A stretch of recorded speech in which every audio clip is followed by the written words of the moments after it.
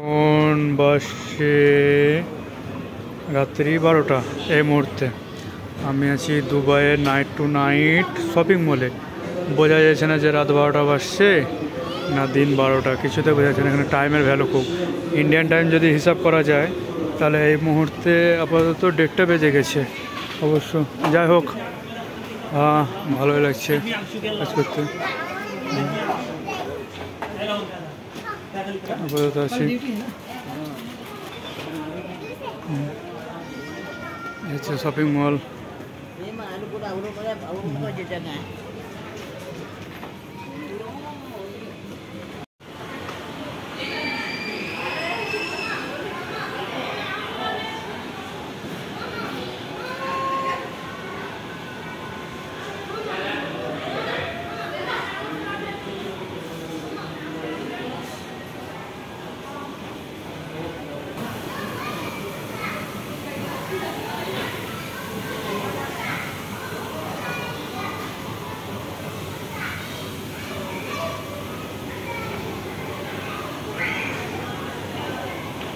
এই হচ্ছে এখন ব্যস্ততা।